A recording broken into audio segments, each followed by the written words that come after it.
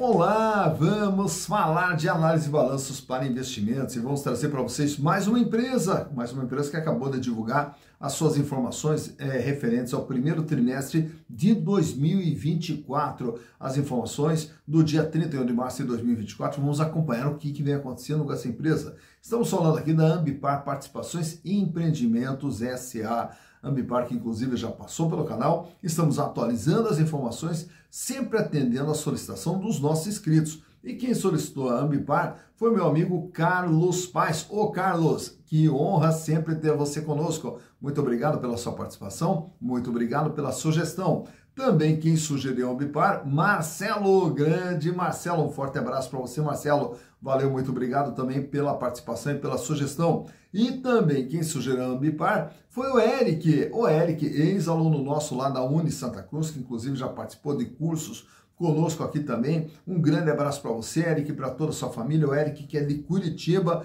Valeu, Eric, muito obrigado pela parceria de sempre aí. Caso também vocês queiram outras empresas, é fácil, basta entrar aqui, ó. Canal Silas Negraf, manda sua sugestão, aproveita, faça a inscrição, dá o like e venha junto conosco, construir e repartir conhecimentos. Quando nós pegamos o balanço e vamos vendo ali que os números vão variando de um exercício para o outro, aumenta o endividamento, diminui, aumenta o tamanho da empresa, diminui, enfim, tudo isso que ocorre nos números vem justamente das operações que a empresa vem fazendo. Então, razão pela qual sempre é importante a gente conhecer um pouquinho da história, porque a história da empresa se traduz nos números. Então, para entender os números, nós temos que entender também o que a empresa vem fazendo. E no caso da Ambipar, não nos custa nada aqui recontar um pouquinho da história, que ela começa lá em 1995, através do Tércio Borleng Júnior. E aí ele começa a sua vida empreendedora com um caminhão, né? Voltado ali para trabalhar com logística, com transporte e tudo mais. Mas aí ele vê que tem um nicho de mercado ali na parte de coleta dos resíduos sólidos, que seria, digamos assim, a coleta do lixo ali, né? É o material que é todo ele descartado. E a partir desse momento ali, e desse caminhão, vai se transformando praticamente numa pequena frota. Mas além da coleta e do transporte de todos esses resíduos, ele optou também por começar a trabalhar com a reciclagem, né? Então o tratamento de todos esses resíduos ali passou a ser a atividade principal da empresa. E com isso, a empresa passa a ser denominada de Ambipar Environment. Então uma empresa voltada para a coleta e o tratamento e reciclagem desses resíduos. Mas daí na sequência ele também diversifica a sua atuação, indo também para a parte mais voltada para o ambiental, que é a Ambipar Response. E a Ambipar Response ela passou a ser o braço da Ambipar voltado para trabalhar justamente na prevenção e na atuação quando dá ocorrência de acidentes ambientais. E aí, naturalmente, que quando ocorre um acidente ambiental, é necessário que tenha equipes especializadas, empresas especializadas para trabalhar e tratar de todos os efeitos desses acidentes ambientais. E aí a Ambipar trabalha nesse sentido também. Tanto é que trabalhou lá no acidente ocorrido na Vale, lá na parte de mineração, também quando tem incêndios ambientais, ou até mesmo acidentes ambientais nos rios, mares, etc. A Ambipar atua também dentro desse segmento aqui. Então a Ambipar Response, ela passou a ser o braço voltado para trabalhar tanto na questão de prevenção e no tratamento de acidentes ambientais. Inclusive, um dos trabalhos realizados pela Ambipar foi na época da Covid, quando tivemos ali toda a contaminação da Covid-19 ali em 2020, a Ambipar também trabalhava nos aeroportos, nos lugares públicos ali, fazendo toda a parte de desinfecção de ambientes e tudo mais, tá? Bom, nesse processo todo, em 2020, ela faz a abertura do capital. E ao se transformar numa sociedade anônima de capital aberto, com a entrada de dinheiro, ela sai fazendo uma série de aquisições de empresas, não só aqui no Brasil, como fora do Brasil. Adquire também empresas no Chile e adquire empresas nos Estados Unidos, no Canadá. Tanto é que hoje a Ambipar ela tem uma presença praticamente em 40 países, tem mais de 3.000 colaboradores trabalhando dentro da empresa e hoje se tornou uma empresa mundial ligada justamente não só à parte de reciclagem, de coleta e reciclagem de resíduos, mas também na parte de prevenção e atuação em caso de acidentes ambientais. Mas para podermos entender o que é a Ambipar, trazemos para vocês aqui, além do balanço do primeiro trimestre de 2024, toda uma sequência desde 2020, 21, 22, 23, para podermos entender tudo que vem acontecendo com a empresa ao longo desse período todo. Então, para conhecermos a Ambipar Participações e Empreendimentos, vamos aos números. Então, aqui estamos com as demonstrações contábeis da Ambipar Participações e Empreendimentos S.A., trazendo para vocês toda uma base histórica desde o ano de 2020 até agora o mês de março de 2024, com as últimas informações apresentadas pela companhia. E naturalmente que todo o processo de análise de balanço é um processo de comparação, então nós temos que sempre comparar com os exercícios anteriores para verificar como que vem sendo o desempenho da empresa. E naturalmente que quando nós temos aqui uma base histórica maior, nós conseguimos ter uma visão melhor do que vem acontecendo com a empresa ao longo de todo esse período aqui. Para entender a Ambipar, vamos começar lá pelo ano de 2020, quando ela registrava dentro do seu patrimônio um total de 1.644 bilhões de reais, que é todo o conjunto de bens e direitos que faz parte ali do patrimônio da empresa. E desse valor aqui, uma grande parte está aqui no intangível, as diversas aquisições que ela vem fazendo ao longo de toda a sua existência, o imobilizado, suas máquinas, equipamentos, veículos, instalações, enfim, toda a sua estrutura física de funcionamento. E na parte de cima é como se fosse o combustível que movimenta toda essa estrutura aqui, que é o capital de giro. E o capital de giro lá em 2020 era de 866 milhões de reais, 52,7% de representatividade em relação ao ativo total. Nesse ano, a empresa fechou com 591 milhões de reais em dinheiro, caixa, banco, aplicação, praticamente 36% da empresa era dinheiro. Lembrando que em 2020 foi o ano do IPO, então a entrada naturalmente de recursos dentro do patrimônio. Contas a receber 217 milhões, e por ser uma prestadora de serviço, ela não registrava estoques lá em 2020. Ela começou a registrar seus estoques a partir de 2021, como a gente vai ver a seguir, mas esses estoques geralmente são de uso e consumo da atividade da empresa.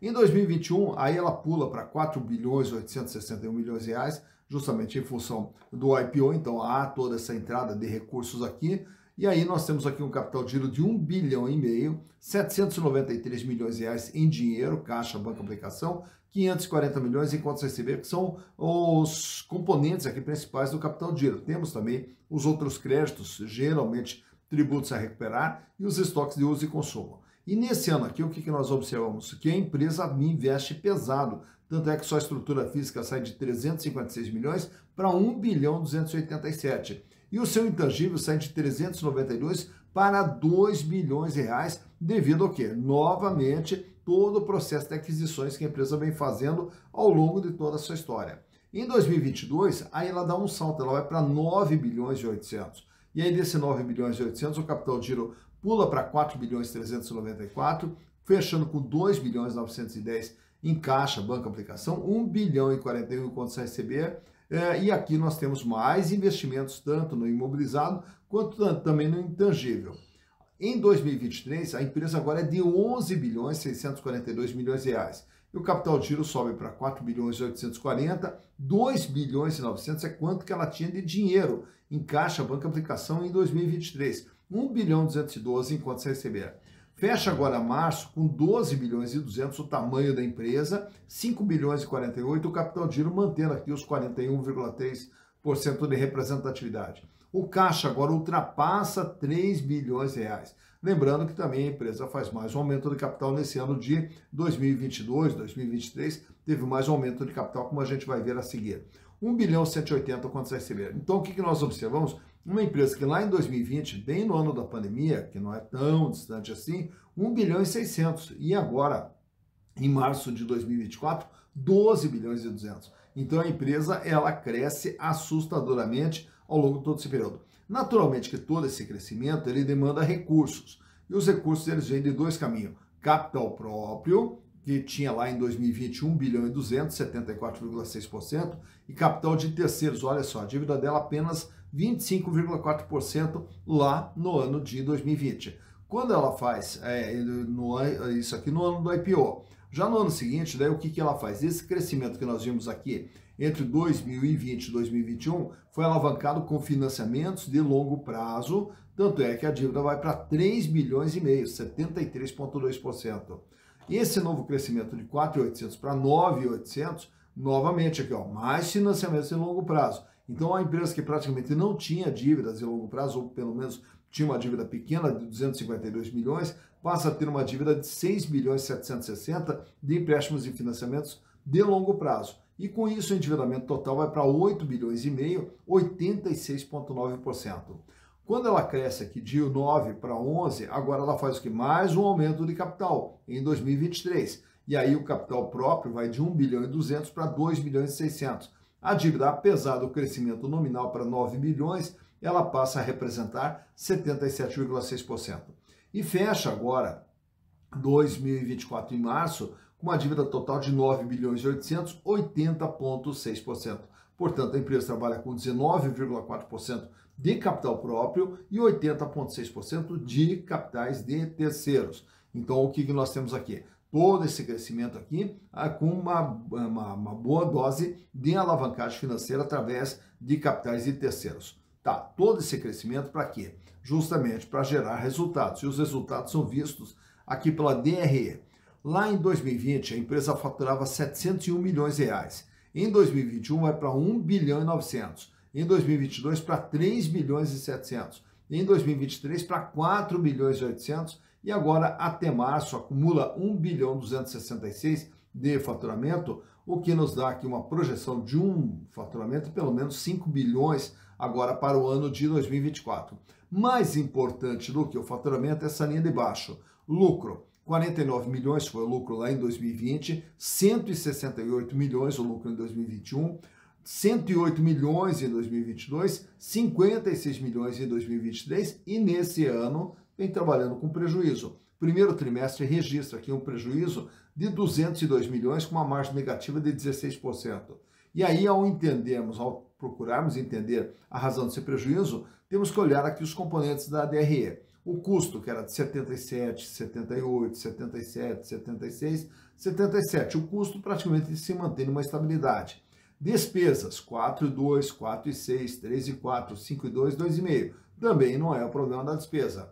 Aí olhamos aqui o resultado financeiro, 7,8, 5,5, 13,4, 13,7, 33,1%. Então, o que ocorre? Esse prejuízo aqui causado justamente pelas despesas financeiras em função do alto endividamento da empresa. Então, quanto mais dívida pega, mais juros paga. E aí, consequentemente, nós temos aqui uma despesa financeira que absorveu nesse primeiro trimestre 33% de tudo aquilo que ela faturou. Olhando a situação financeira da empresa nesses quadros que eu trago para vocês, a começar pela liquidez geral, quando o índice sai com 2,14, cai para 0,44, sobe para 0,54 e aí praticamente uma estabilidade, 0,56, 0,57. Para cada R$1 de dívida que ela tem que pagar no curto, médio e longo prazo, ela dispõe de apenas 57 centavos. Quer dizer, não tem recursos para pagar toda a sua dívida, mas como grande parte da dívida é de longo prazo, então nós olhamos o gráfico ao lado, que é a liquidez corrente, que mede a capacidade no dia a dia, se a empresa passa por aperto financeiro ou não.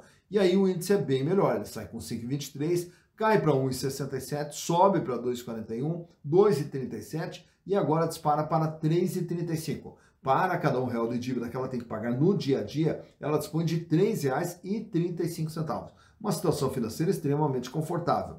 Apesar do endividamento, que a gente vê nesse quadro aqui, que ele sai ali pequenininho, uma barrinha bem pequena, ali 25% lá em 2020. Aí o endividamento sobe para 73,2%, sobe para 86,8% e aí depois ele cai para 77,5% e agora sobe um pouquinho para 80,6%. De tudo que a Ambipar tem, ela deve 80,6%. Nesse quadro aqui temos também os indicadores relacionados à rentabilidade. Quanto que a empresa ganha em relação ao que ela vende, que é a margem líquida, que é o primeiro gráfico que nós temos ali. Saiu com 7%, sobe para 8,8%, cai para 2,9% e agora em 2023 cai para 1,2% e nesse ano, em função do prejuízo, vem trabalhando com uma margem negativa de 16%. Já a rentabilidade do ativo, que é o gráfico do meio, trazemos ali para vocês até 2023, que é o ganho em relação ao que foi investido. 3%, sobe para 3,5%, cai para 1,10% e fecha com 0,5% em 2023. Já o ganho dos acionistas, que é a rentabilidade do PL, sai com 4%, vai para 13% praticamente, cai para 8,4% e cai para 2,2%. Então, em relação a tudo aquilo que os acionistas investiram, eles tiveram um ganho através dos lucros gerados de 2,2%. E ao falarmos em acionistas, nesse quadro aqui temos também alguns indicadores relacionados às ações. Uma ação da Ambipar vale patrimonialmente R$ 8,68. Para você comprar essa ação, você vai pagar R$ 9,84. Portanto, há um ágio na venda das ações de 13% medido pelo PVP, preço por valor patrimonial, que fechou em 1,13. Lucro por ação nos últimos 12 meses registra um prejuízo por ação de R$ 1,26, o que dá uma rentabilidade negativa, também uma perda para quem tem as ações da empresa, de 12,80%. Já o dividendo, em 2023, ela distribuiu 13 centavos a título de dividendos, o que deu um yield ali de 1,37%. A relação preço/lucro não tem, né? Por quê?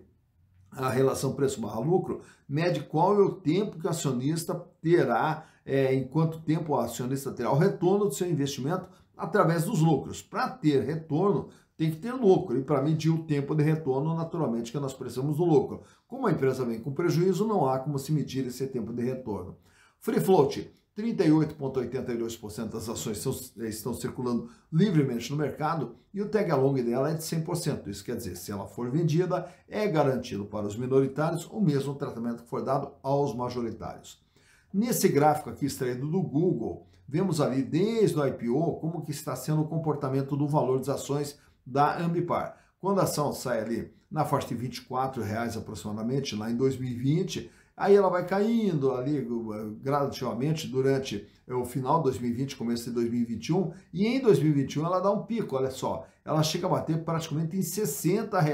Não se sustenta, volta a cair e fica ali trafegando entre R$ 37 e R$ 38, só que sempre ali numa tendência de queda, tanto é que vai caindo ali durante 2022, entra 2023, continua o processo de queda, entra 2024 e vai caindo gradativamente até chegar na cotação de R$ 9,84 na data da gravação desse vídeo. Então, por aqui você vê quando que as ações da Ambipar tiveram seu maior valor, quando que elas tiveram seu menor valor e como que vem se comportando o valor das ações da Ambipar Participações e Empreendimentos S.A.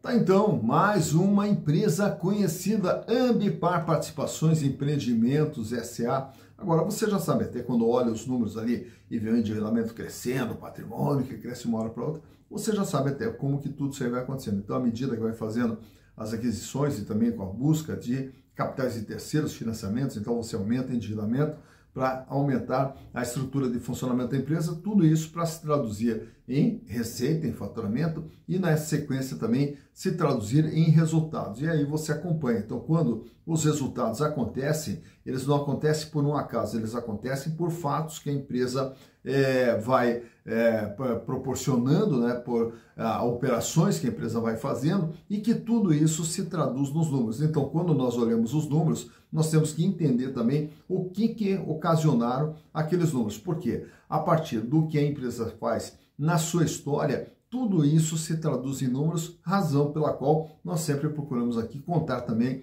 a história das empresas. E todo esse processo de análise e balanço, dessa interpretação, ela é voltada não só para análise e balanço aqui para investimentos, mas toda análise e balanço é voltada para setor de concessão de créditos, para a gestão das empresas, principalmente, que foi a origem da análise e balanço, voltadas para a gestão. E tudo isso também, a parte de gestão de crédito, a parte de gestão das empresas, também, se você quiser aprender um pouco, tiver dificuldades, entre em contato conosco, tá? Meu WhatsApp aqui, aí manda uma mensagem lá, o que a gente puder colaborar com você, estamos sempre à disposição. O importante é pegar a análise de balanço, usar a análise de balanço para a tomada de decisões sempre da melhor maneira possível. Dito isso, bons investimentos para vocês.